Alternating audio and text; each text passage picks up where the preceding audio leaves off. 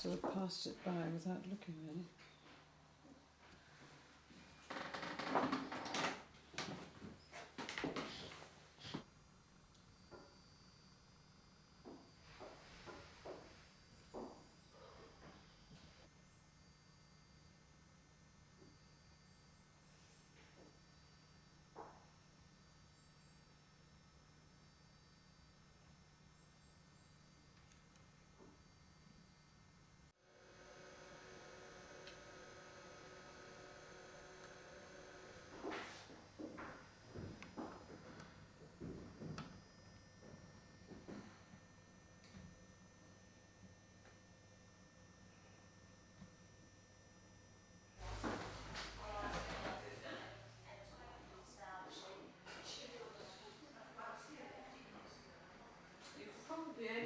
People can't quite believe that she created these masterpieces on this table.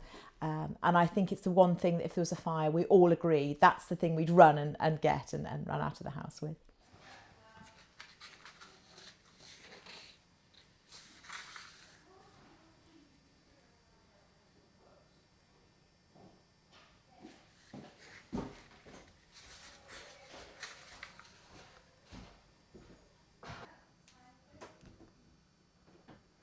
Wife of the Prime Minister.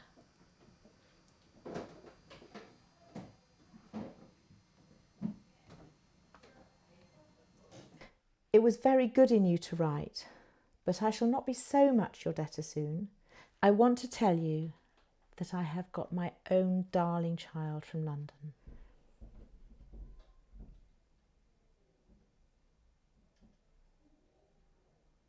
Her own darling child, of course, means her book. This is her published book of Pride and Prejudice.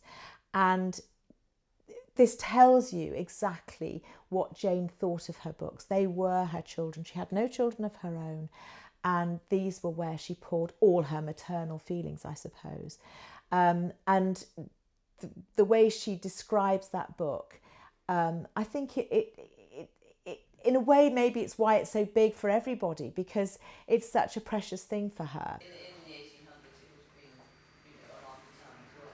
But ultimately, there were shops as well. So they would go shopping in autumn and not the business was so high. You actually look at it as being closed, it's been made smaller.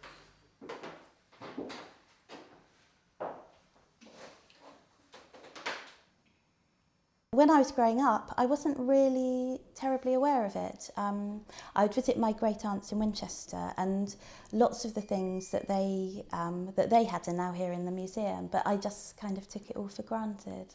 And it was only sort of when I was in my teens and early 20s that I sort of began to appreciate it a bit more.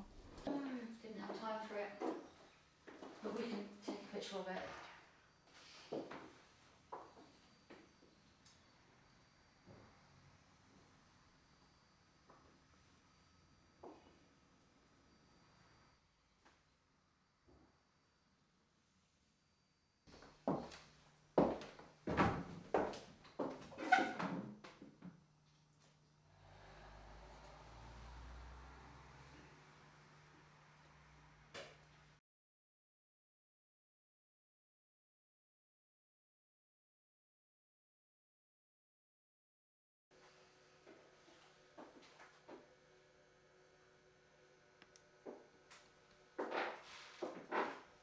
They're very simple plots. They're about love and marriage and money and power and small domestic family settings. And I think they're applicable to any time and any age. Look at the Bollywood film of Pride and Prejudice. It works perfectly well in India as well.